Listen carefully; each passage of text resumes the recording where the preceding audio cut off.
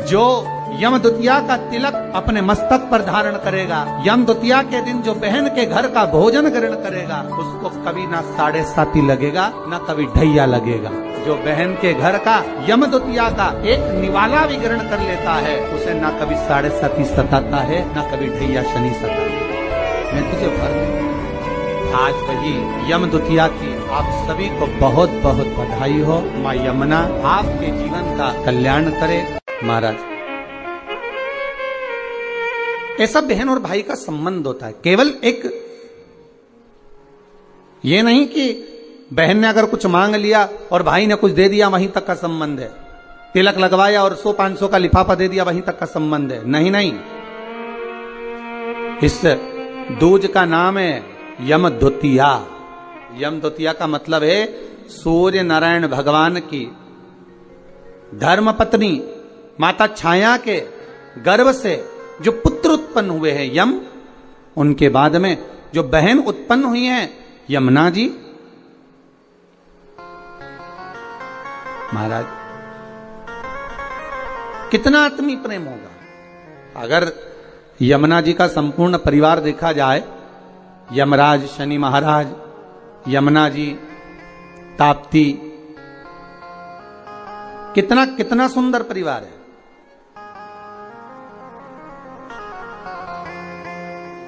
एक बार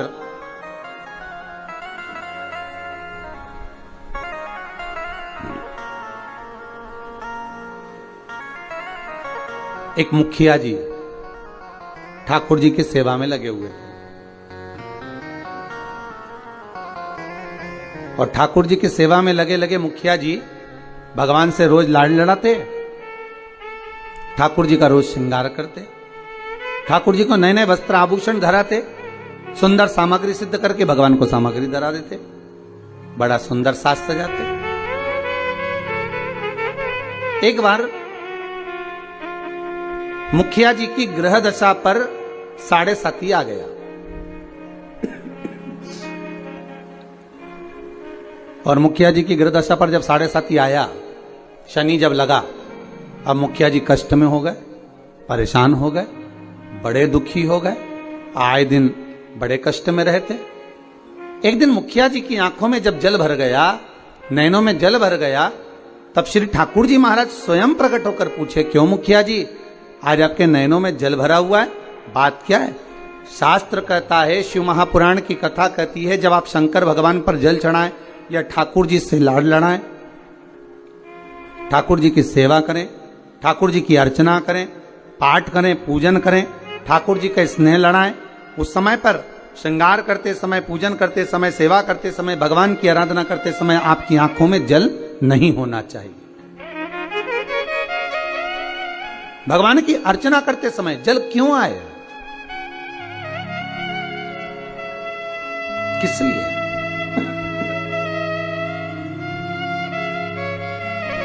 उस जल की महत्वता क्या? और महाराज मुखिया जी बोले, ठाकुर जी समझ में नहीं आ रहा, आज तो शरीर में कष्ट बहुत है और मन में मानसिक टेंशन बहुत है। बाबा बोले, क्यों चिंता करते हो? झारी जी में से यमुना जी को प्रकट करा मेरे ठाकुर जी ने, और यमुना जी को प्रकट कर मेरे ठाकुर जी बोले, यमुना आज आप मुखिया जी जब झारी जी भर रहे थे, आपका श्रृंगार कर रहे थे, ऊपर से वस्त्र ओढ़ा रहे थे, तब आपको मन में है कि आज मुखिया जी के नैनों में जल भरा हुआ है? यमुना जी बोली, ठाकुर मेरे को मालूम है कि आज मुखिया जी के नैनों में जल है, और क्यों है वो भी मैं जानती हूं। जानती हो? हाँ। क्यों जल है? तो कहा, जल होने का केवल एक कारण है कि मेरे भाई शनि की दृष्टि मुखिया जी पे पड़ गई। ओहो, 7.5 वर्ष तक रहेगी।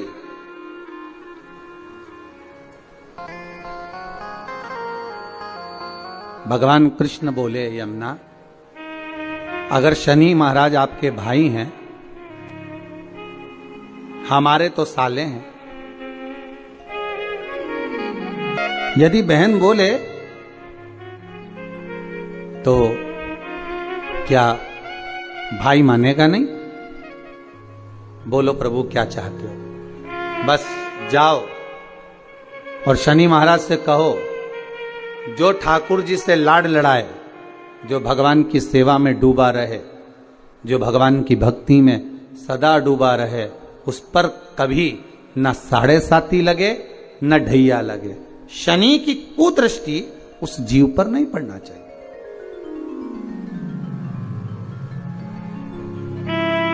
उस जीव पर दृष्टि ना पड़े। ठीक है। यमुना मैया पहुंची सबसे पहले शनि महाराज जी के पास में। शनि महाराज जी से कहा, भैया मेरा निवेदन स्वीकार करोगे? क्या बात है बहन? बस मैं चाहती हूं कि जो लाडले की सेवा करे, जो ठाकुर जी की सेवा करे, जो भगवान की भक्ति में डूबा रहे, उस पर आपकी दृष्टि नहीं पड़े। शनि महाराज बोले, नहीं, ऐसा तो हो नहीं सकता। कर्म का दंड जीव को भोगना तो पड़ेगा, क्योंकि भगवान शंकर ने मुझे दंड अधिकारी बनाया है। जो किया है वो तो भोगना है, चाहे वो संसार का कोई जीव क्यों ना हो। आपको पहले भी कथा में कहा, किसी से मत डरो, पर अपने कर्म से जरूर डरो, क्योंकि कर्म का भोग तो परमात्मा को भी भोगना पड़ता है। महाराज, मत बुरे कर्म कर बंदे, वरना पछताएगा। भगवान की आंखों से तू बच नहीं पाएगा, तू बच नहीं पाएगा। अरे ओ अज्ञानी, मत कर नादानी। अर्थात मानव का यदि शरीर मिला हो तो अपना कर्म श्रेष्ठ करते हुए चलो, श्रेष्ठ कर्म करिए। महाराज, शनि महाराज ने कहा, यह नहीं हो सकता, यह हो ही नहीं सकता। जो नहीं हो सकता मैं वर नहीं दे सकता। यमुना जी वापिस लौट कर आ गए। समय आया,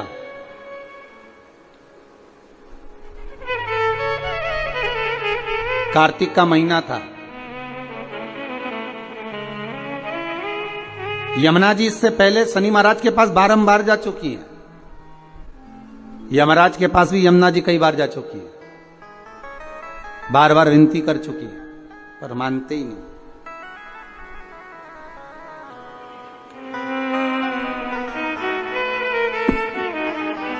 कार्तिक का महीना और महाराज द्वितीया तिथि शुक्ल पक्ष की। आज यमुना जी ने बड़ा सुंदर श्रृंगार किया है महाराज, बड़ा सुंदर श्रृंगार। महाराज, क्या साज सजाया है मेरी मां ने। मस्तक पर बोर, कानों में कुंडल, गले में हरवा, हाथों में चुड़ला, सुंदर लहंगा चोली चूंदड़ी मां धारण करी। बड़ा सुंदर श्रृंगार किया। और आज मां यमुना जो जा रही है ना, सारे वैष्णवों को पार करने जा रही है। जिस दिन बहन भाई के घर पर जाए या भाई बहन के घर पर आए, उस दिन बहन के चेहरे की चमक ही दूसरी रहती है। हम भाइयों के चेहरे की चमक तो नहीं कह सकते, पर बहनों के चेहरे की चमक कह सकते हैं कि बहन मायके आए या भाई बहन के घर जाए, इन दोनों में बहन के चेहरे की चमक ही दूसरी होती है। और केवल एक बात याद रखिएगा, यमुना मैया केवल अपने कार्य के लिए नहीं जा रही हैं यमराज के पास में, शनि महाराज के पास में। यमुना मैया केवल अपने कार्य के लिए नहीं, कई वैष्णव, हजारों वैष्णव तार दिए जय जय यमुना कई पापी पार उतार दिए, जय जय यमुना। केवल अपने कार्य के लिए यमुना जी नहीं जा रही, यमुना जी जा रही हैं संपूर्ण भूमंडल के उद्धार के लिए। सारे देवी देवता के चरणों का दर्शन अगर आप करेंगे तो सबके चरण एक साथ दर्शन होंगे, पर यमुना जी के चरण का यदि आप कभी दर्शन करेंगे तो यमुना जी का चरण एक आगे एक पीछे है। क्यों? क्योंकि यमुना हर पल हर घड़ी हर क्षण दौड़ती हुई नजर आ रही है वैष्णवों को जोड़ने के लिए, भक्तों को जोड़ने के लिए।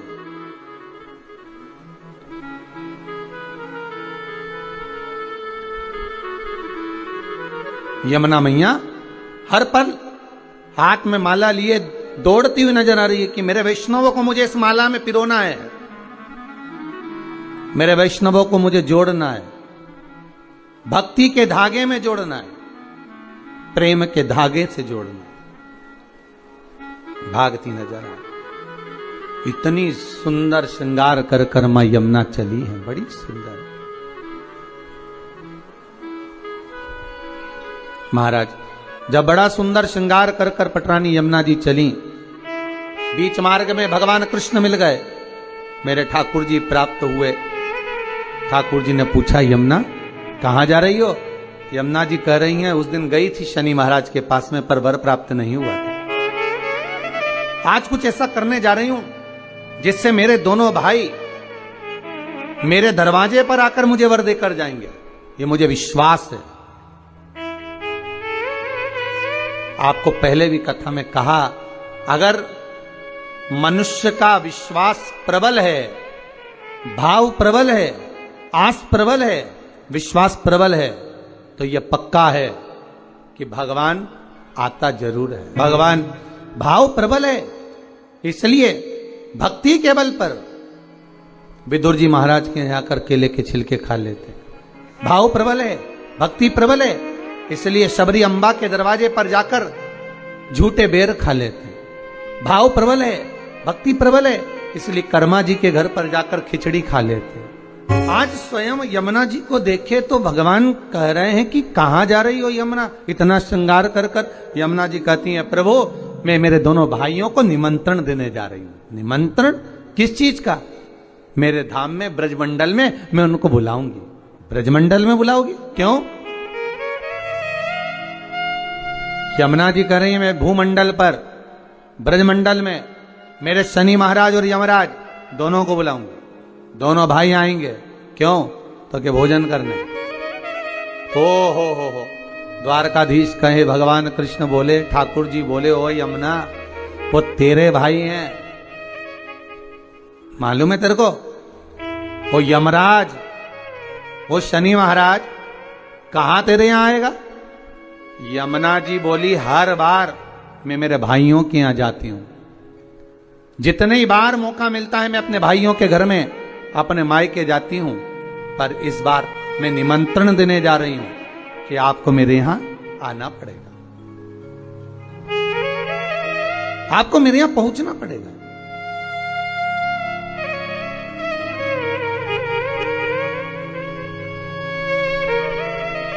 महाराज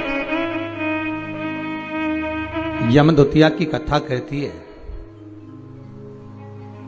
बहन और भाई का संवाद कहता है। एक बूढ़ी मां के 7 पुत्र, 1 पुत्री।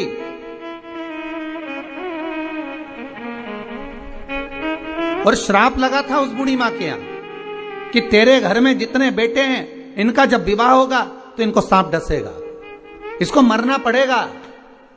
बहन बड़ी दुखी है।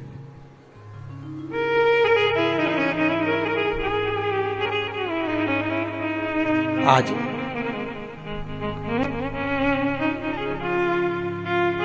6 भाइयों को सांप डस चुका था। 6 भाभियां विधवा हो चुकी थी, वैधव्य हो गई थी। केवल एक भाई बचा। मां ने कहा बेटा बहन के घर चले जाओ, दूज का तिलक लगवा कर आओ, जाओ।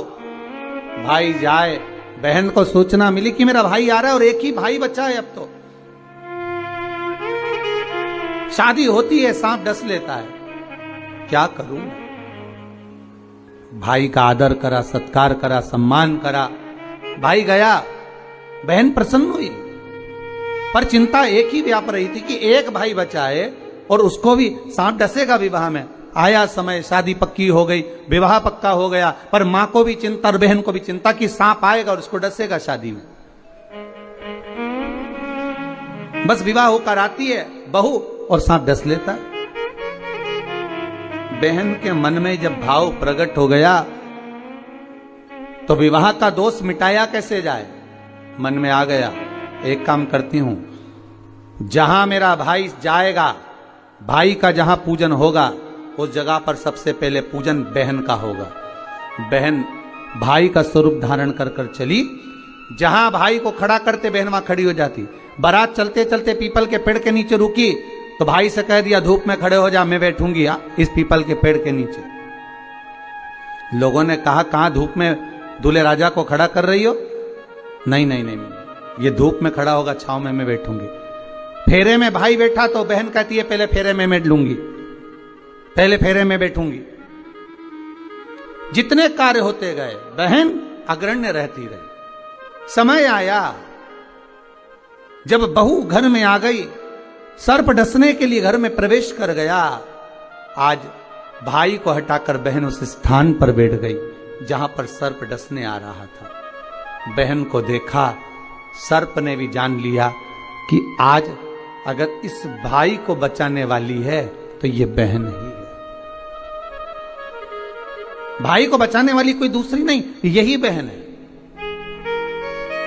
आज मां यमुना भगवान कृष्ण से कह रही है, अगर मैं मेरे भाइयों को निमंत्रण देने जाऊंगी, शनि महाराज और यमराज को निमंत्रण देने जाऊंगी, हर बार मैं जाती थी, अब की बार मैं केवल मिलने नहीं, मैं निमंत्रण देने जा रही हूं कि मेरे भाई आएंगे मेरे यहां, मुझे विश्वास है मेरा भाई पहुंचेगा मेरे यहां, ये मुझे भरोसा है।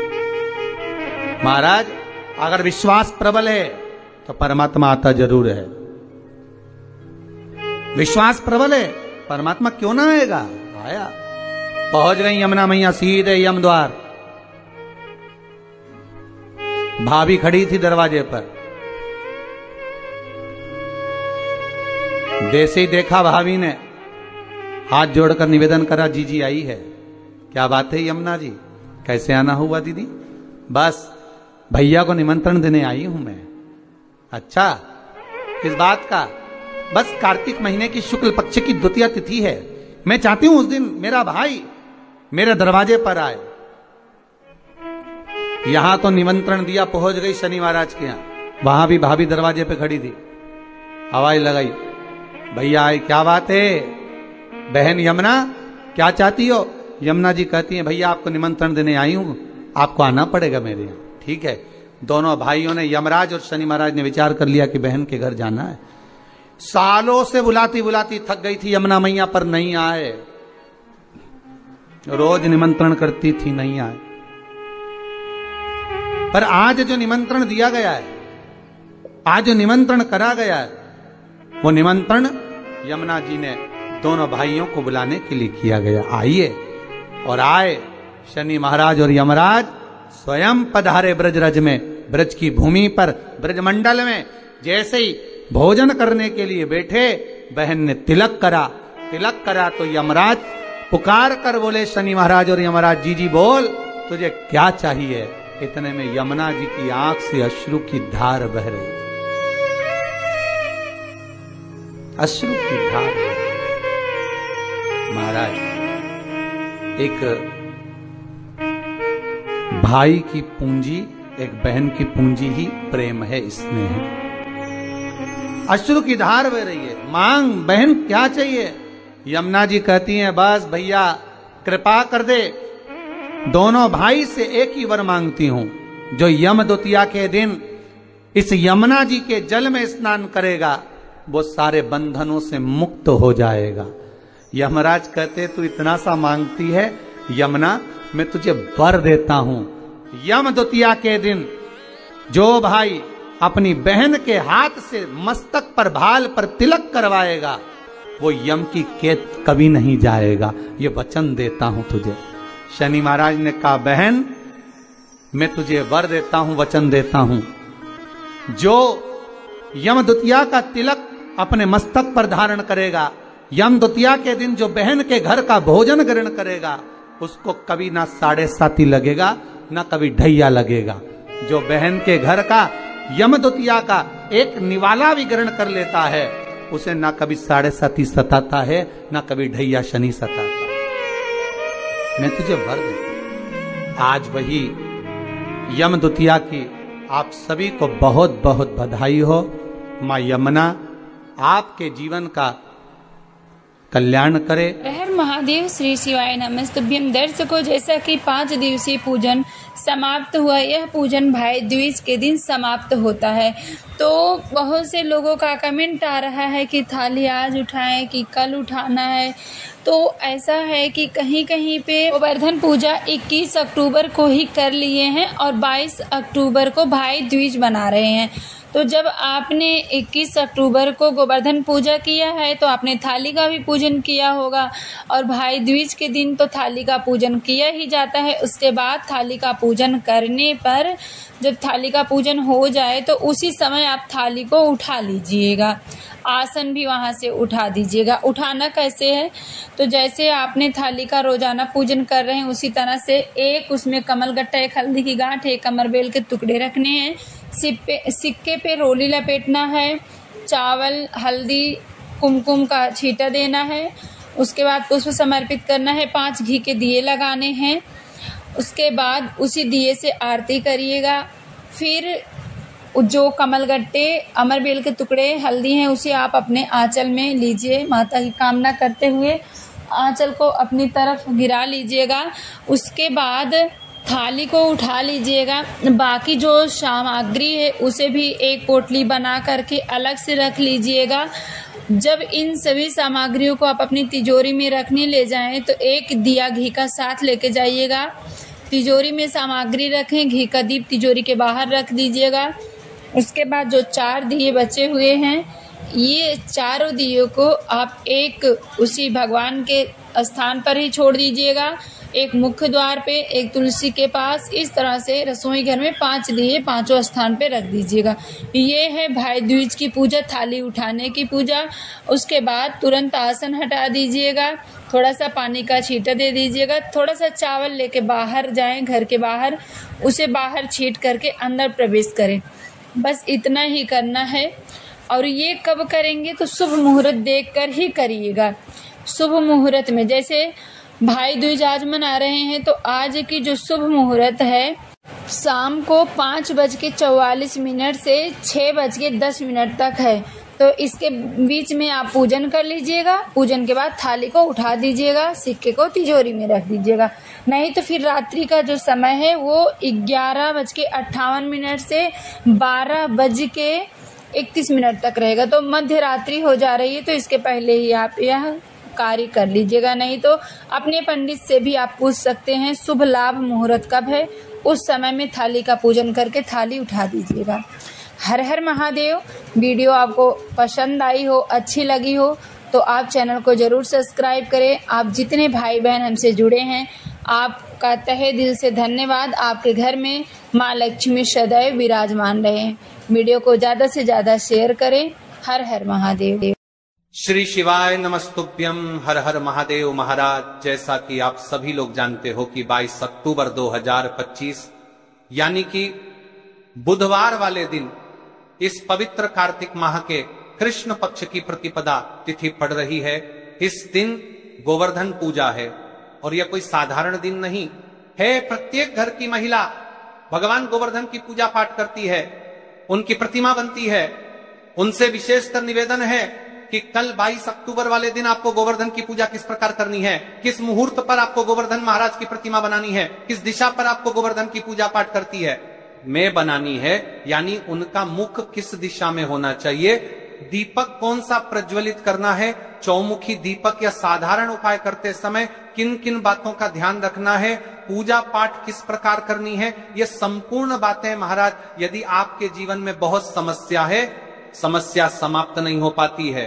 अपने साल भर आफत करी, आपके जीवन में पैसा आता ही नहीं, और आता भी है तो आते से ही चला जाता है, पता ही नहीं चलता। ऐसा क्यों हो रहा है? तो ये जो गोवर्धन 22 अक्टूबर बुधवार का दिन पड़ रहा है, इस दिन यदि आपके घर की कोई भी माता बहन, कोई भी एक महिला इस दिन इस उपाय को करती है, तो उसे घर परिवार में चल रही सारी समस्या समाप्त होती है और घर में स्थायी लक्ष्मी का वास होता है। इस दिन का मुहूर्त क्या है और रात्रि में आपको कौन सा उपाय करना है, और जो आपके पीछे शत्रु लगे हुए हैं, जो आप पर टोना टोटका करवा रहे हैं, उन शत्रुओं का नाश होगा। केवल मात्र 5 शुद्ध आटे के दीपक, 1 चुटकी हल्दी वाले उपाय को करने से देखी, मेरी कई सारी अन्य माताएं बहनें रहती हैं जिन्हें पता भी नहीं है उनके जीवन में जो समस्या चल रही है, इसका मुख्य कारण क्या है। और आज तक आपने इस उपाय को नहीं किया है तो आपको उपाय को अवश्य करना है। हर साल लाखों लोग दीपावली का पर्व मनाते हैं, लक्ष्मी पूजन करते हैं, धनतेरस का दीप जलाते हैं, पर बहुतों को यह पता ही नहीं होता कि इन 5 पवित्र दिनों में सबसे प्रभावशाली दिन कौन सा है।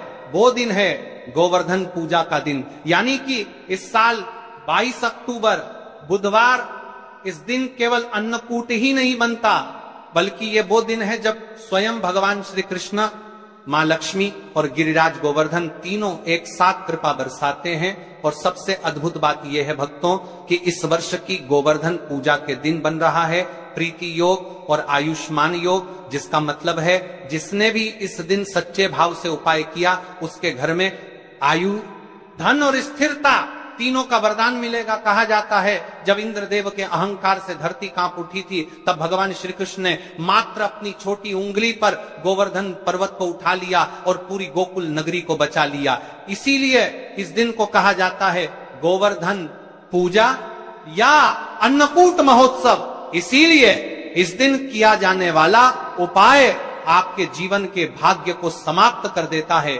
मात्र 5 आटे के दीपक, 1 चुटकी हल्दी वाला उपाय, यदि आपके घर के कोई भी एक महिला या फिर घर का कोई भी एक सदस्य इस दिन यदि सही समय पर पूजा पाठ करने के पश्चात इस उपाय को करता है, उसे घर में सदैव धन धान्य में वृद्धि होती है, माता लक्ष्मी की स्थायी कृपा प्राप्त होती है और जीवन में चल रही सारी समस्या समाप्त होती है।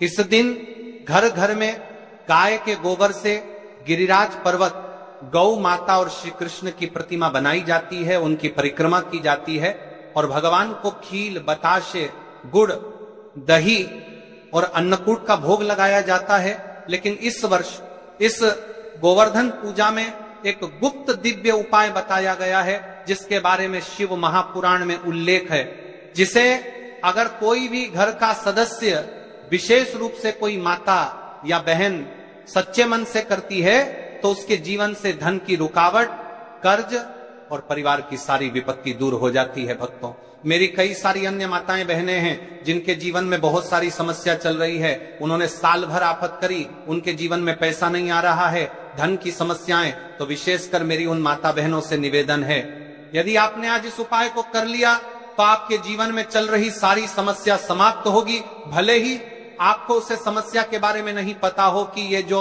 आपके जीवन में समस्या चल रही है, इसका मुख्य कारण क्या है। घर में कोई ना कोई बुरी शक्ति है या फिर कोई शत्रु है जो आपके ऊपर टोना टोटका करवा रहा है, तो आज की यह कथा आपके जीवन के भाग्य को बदल देगी।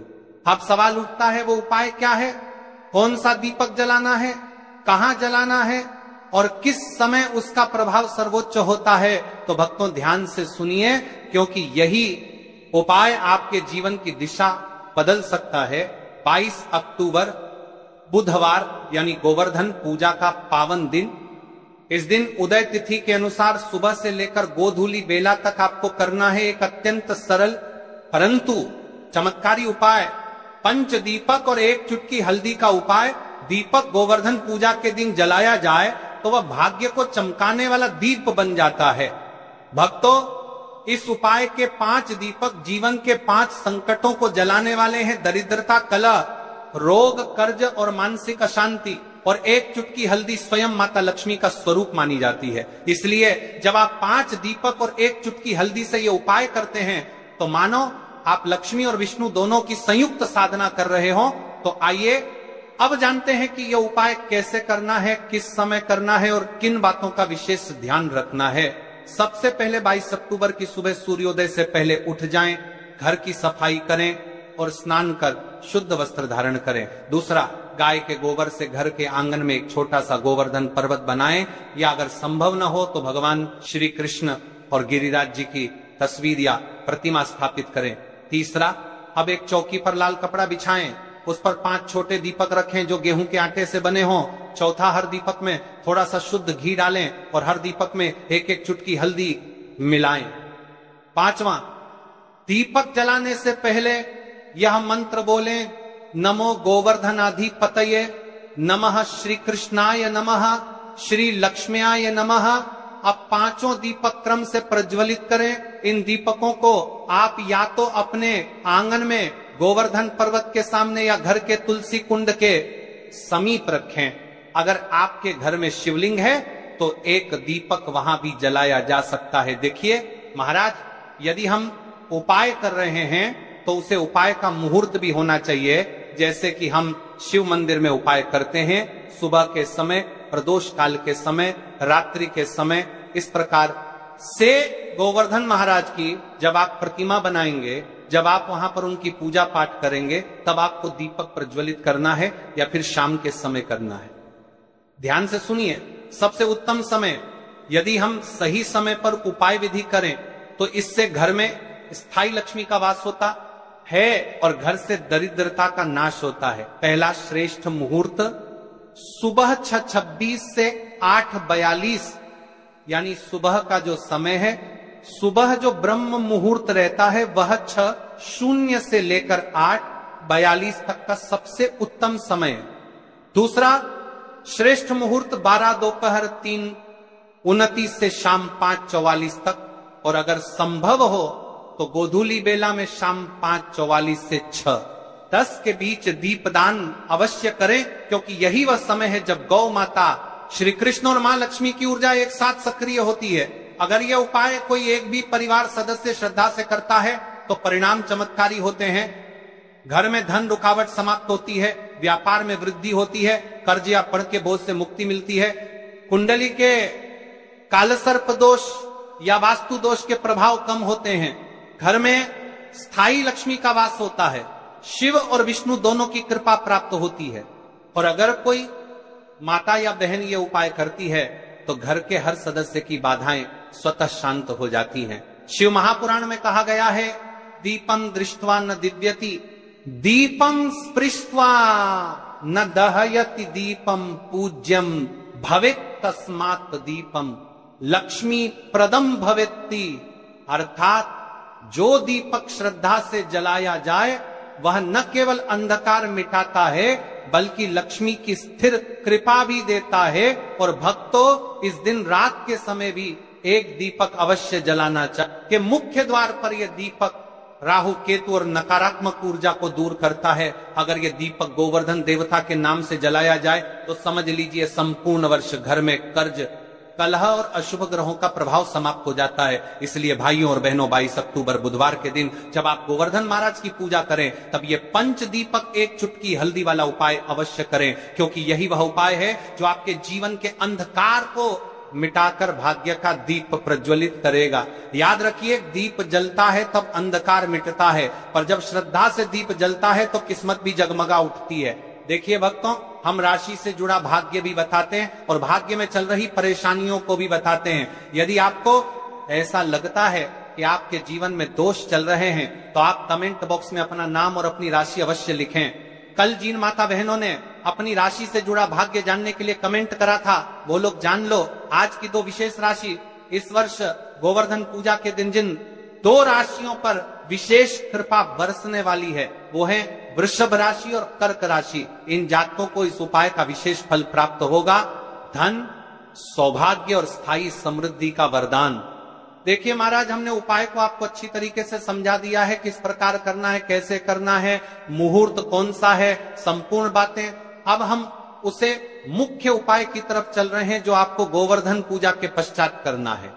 मात्र 5 शुद्ध आटे के दीपक का उपाय, यह उपाय स्थायी लक्ष्मी का वास करता है, जीवन में चल रही परेशानियों को समाप्त करता है। ध्यान से सुने संपूर्ण बातें, और मेरे भक्ति नए हो तो चैनल को अवश्य सब्सक्राइब करें। 5 आटे के दीपक मनोकामनाएं पूरी करेगा, बल्कि घर परिवार में शांति, सुख और समृद्धि का भी स्थायी साधन बनेगा। यह उपाय कोई कठिन साधना नहीं है, इसमें न तो बड़ी बड़ी सामग्री चाहिए, न ही जटिल अनुष्ठान, बस श्रद्धा चाहिए, भक्ति चाहिए और शुद्ध भाव चाहिए। याद रखिए, उपाय करते समय केवल एक ही संकल्प हो आपके मन में, हे भोलेनाथ, हे गणेश जी, हे माता लक्ष्मी, मैं आपकी शरण में आया हूं, मेरी समस्याएं दूर करो और मुझे सही मार्ग दिखाओ। सबसे पहले हम इस उपाय को करने के समय के बारे में बात कर लेते हैं, यानी कि आपको किस समय करना है। देखिए, उपाय का सही समय भक्तों, कोई भी उपाय तभी सिद्ध होता है जब वह सही समय पर किया जाए। इसलिए आज मैं आपको बहुत विस्तार से बताऊंगा कि यह उपाय कब और कैसे करना है। सुबह का समय, सबसे पहले हम इस समय के बारे में बात कर लेते हैं। प्रातः काल का समय शिव पूजन और उपाय के लिए सर्वश्रेष्ठ माना गया है। आप सुबह 7 बजे से 12 बजे के बीच इस उपाय को कर सकते हैं। अगर आपके पास जल्दी का समय है तो 7 से 8 बजे के बीच करना सर्वोत्तम है। सुबह सबसे पहले शिवलिंग पर जल चढ़ाया जाता है, इसलिए इस उपाय की शुरुआत भी जल से ही होगी। अब महाराज जी, हम बात कर लेते हैं विशेष प्रदोष काल के समय के बारे में। प्रदोष काल का समय कई माताएं बहनें या घर के लोग सुबह के समय व्यस्त रहते हैं। ऐसे लोग इस उपाय को शाम के समय प्रदोष काल में कर सकते हैं। प्रदोष काल का समय साधारण सूर्यास्त से लगभग 2 घंटे पहले से 1 घंटे बाद तक माना जाता है। इस उपाय के लिए शाम 5 से 7 बजे तक का समय बहुत शुभ है। बरसात के मौसम में 7 से 8 बजे तक भी किया जा सकता है। तेल इतना भरे कि दीपक पूरे उपाय के समय तक प्रज्वलित रहे। तेल आप सरसों या तिल का ले सकते हैं, ये दोनों ही भगवान शिव